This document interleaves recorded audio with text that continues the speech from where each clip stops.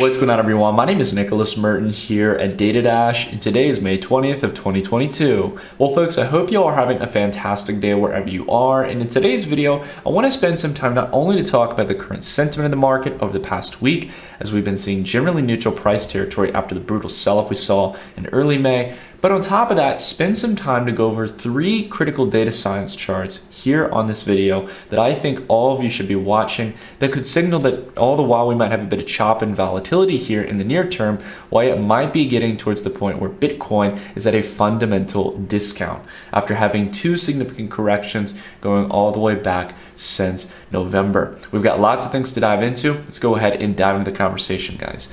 Now, as you all can see here, over the last 7 days, we're seeing generally neutral, if not slightly positive leaning trends when it comes to altcoins and the broader crypto market. We have a lot of cryptocurrencies seeing double-digit returns here out of the bottom, and a lot of cryptocurrencies here holding relatively neutral between 2% upwards or downwards in price, with again some altcoins still hitting heavy here. A lot of the kind of small mid-cap plays in the market, as you can take a look by market cap. But this is just one way to really take a look at the trend here. If we just emphasize looking at Bitcoin, we can see that really since back here on May 12th, after we got out of those capitulative lows and saw buyers revert the last phase of the sell-off, we've been just generally holding neutral, holding in lows between $28,600 and general resistance around $31,000 to $30,500. This general sideways range here in price as the market is waiting to pick up a trend, either continuing lower or higher. And all the while, again, I do believe we could continue to see this chop for a little while. It's not something that we expect to break here within the next 24 hours. It could continue for some time, and that patience is critical. I want to spend some time to talk about why I believe that no matter if we come back down to this range here at 26K, or we just stay in this range and break out higher, that we are now at a discount range that is more likely than not to start seeing a trend higher, and why it's not smart to just simply wait around here towards 26K or 28K to find that value opportunity. Okay, now again, I always emphasize here again, if you guys need to take some chips off the table, I'm going to talk about my narrative here as to why I think the market's going to go up with all the data and resources I have. If you guys are in a position where you're overexposed, again, want to put this point out there. I would do it for myself. I'd emphasize it for you guys as well. Take some off the table if you need to. There's no problem with that if you need to have some cash on standby. It's actually a good thing to do when markets are in this kind of sentiment where the trend isn't 100% clear. So just want to emphasize that to you guys. But I have to say here, guys, from all the metrics that I look at in the market that can really help me to gauge real sentiment in the market, go beyond just looking at what price is telling me, I can say that there's a lot of optimistic signs. We can see here, for example, on Bookmap, and this is probably the most bullish I've ever seen the CBT since using Bookmap. We're taking a look at Multibook, which is one of the paid tier plans for Bookmap that's showcasing us market order flow.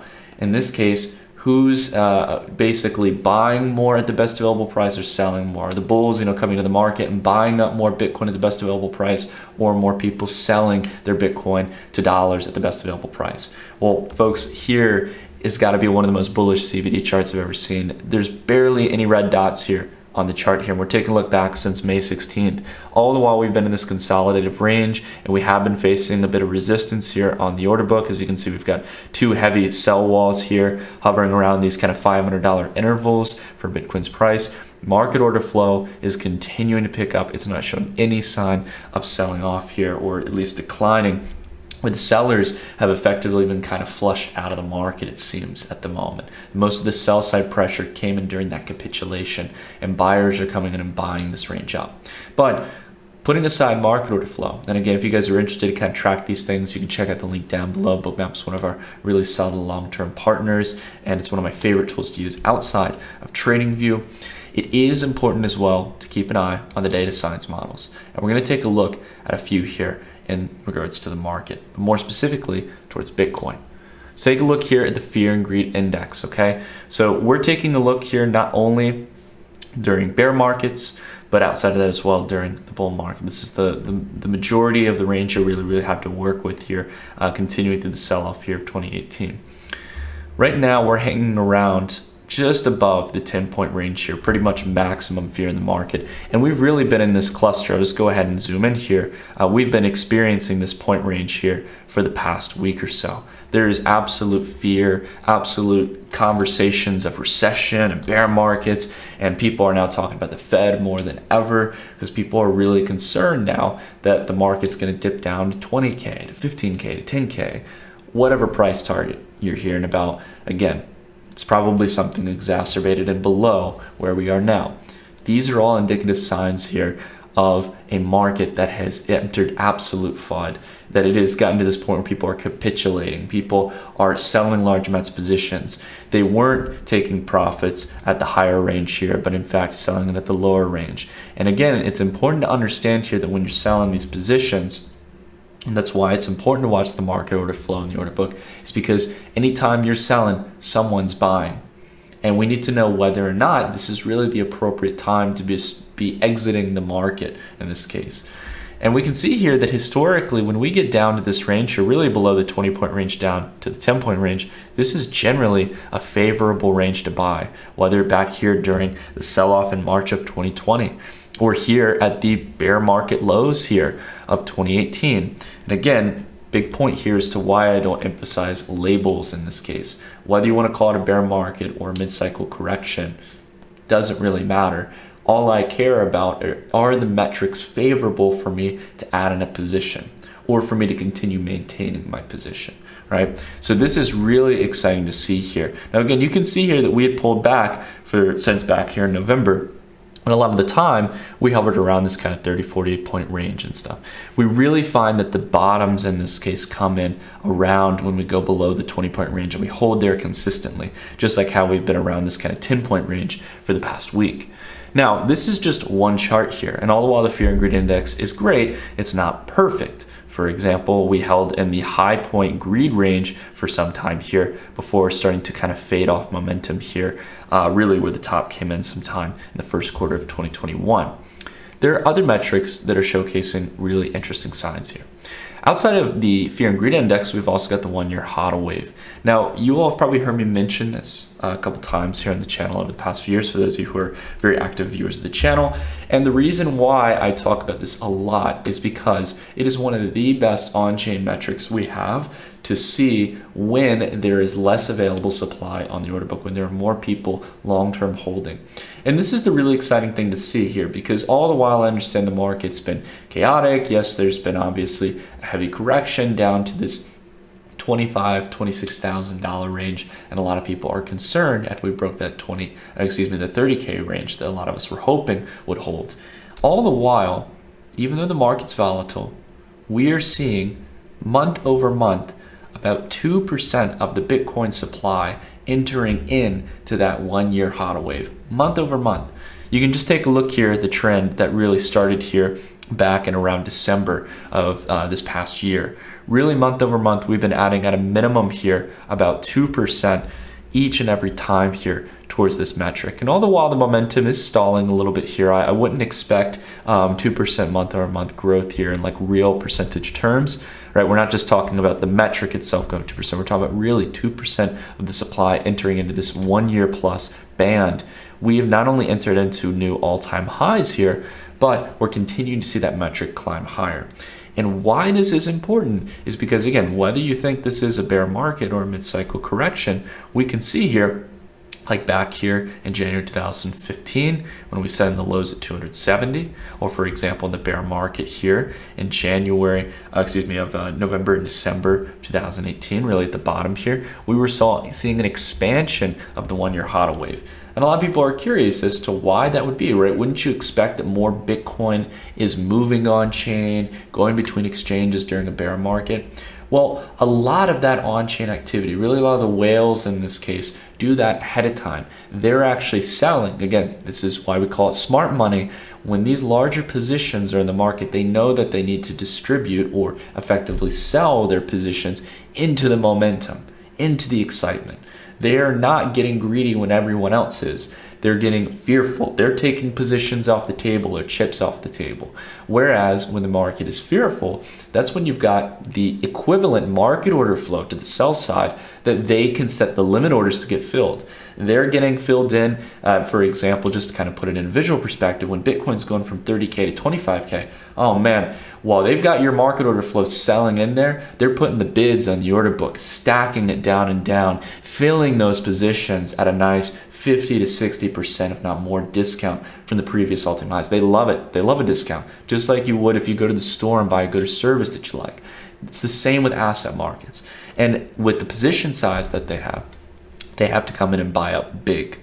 Now, the thing is here, and all the while we're seeing this expansion over time, what we see here is that a highlighted trend here that generally capitulative lows come in when we see new highs or expansions in the amount of Bitcoin in this metric. And that's why it's so important here, because all the while price here has been shaky. It has been kind of nerve-wracking for the general public in crypto. We have seen this expansion here, and time again, this has been a sign for an uptrend to come, okay? So just an important thing I thought I would bring up here.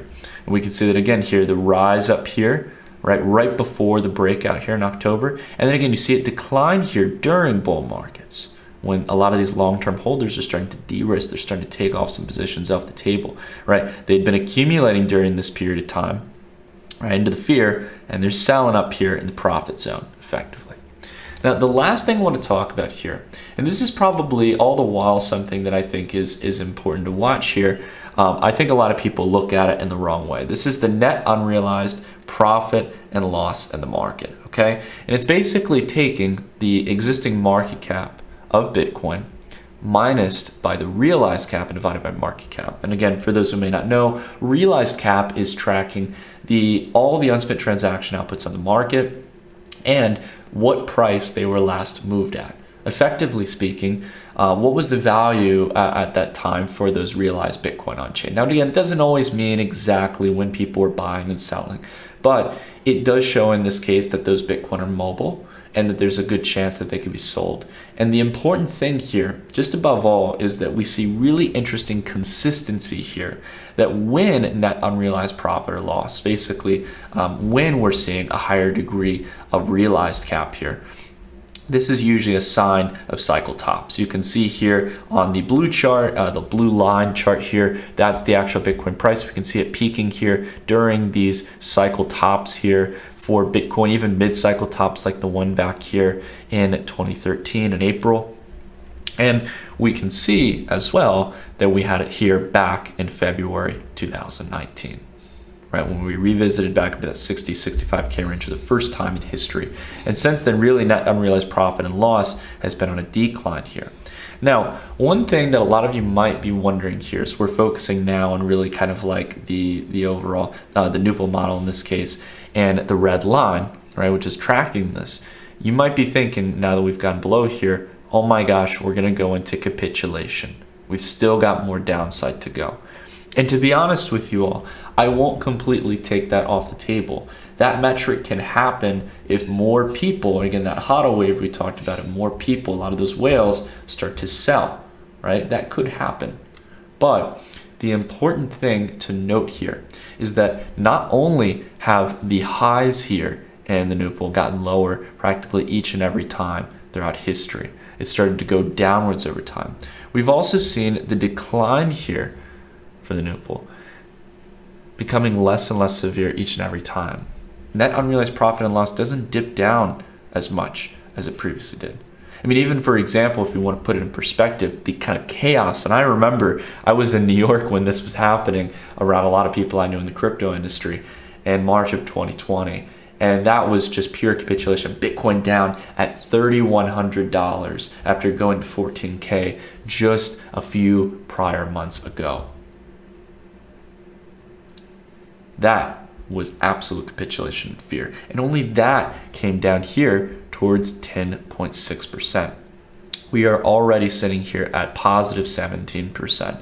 And just simply put, the way to view this is that we don't live in this range for very long.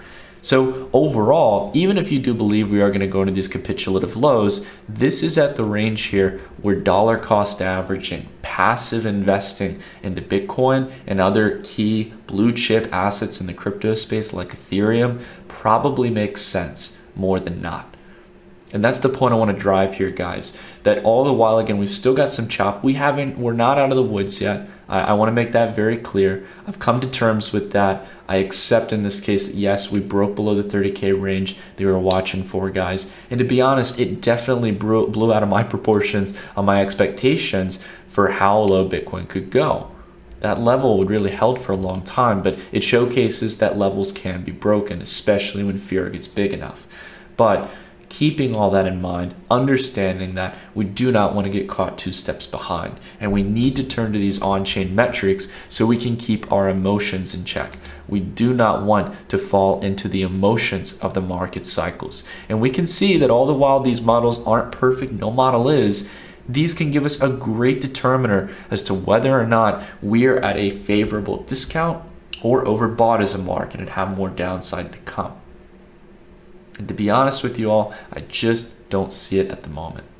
I see an opportunity for optimism to revisit it, to buy in on a discount. We can see it here reflecting in the market order flow. The CVD does not lie. There is little to no sellers when it comes to the kind of on demand seeking to either change a position from cash or Bitcoin. The only one we're seeing here is that people want to buy Bitcoin rather than sell their Bitcoin. Most of those people had the opportunity to do so for the past few months. We've seen it manifest in price. Market order flow had generally been negative in the grand scheme of things. So that's the key point to keep in mind, guys, to not get caught 2 steps behind. Focus on a long-term journey. And again, remember that when we get into this kind of discount range for crypto, it's not favorable to step out of markets. We have to learn, and I again will emphasize this as a point of self-reflection as well. I think we all have to learn to be able, especially if we're going to try to trade and not just leave it and forget it, we got to learn to take profits and be able to spot that euphoria. This time around in 2021, we did a subpar job at that. Back in 2017, we did a really accurate job at that. We basically called the top 2 days away for the altcoin market in January 2018. We have to look out for those signs and know better how to protect and hedge ourselves when those times come so that we don't get caught dragged down with market prices. Anyways, guys, if you enjoyed this video, consider dropping a like. I always appreciate you all, those of you who stay around for my rambling. It's always such a pleasure to do what I do here. I appreciate you guys being patient with me, and I hope more than anything this can provide value to you guys on your investing and trading journey. But until the next video, everyone, thank you all so much for watching. And if you're interested to get some interesting market insights, you can always check out the links down below in the description, especially for platforms like Bookmap that can give you those interesting, engaging market insights. That being said, everyone, take care, have a wonderful rest of your day, and I'll see you all in the next video. Take care, everyone.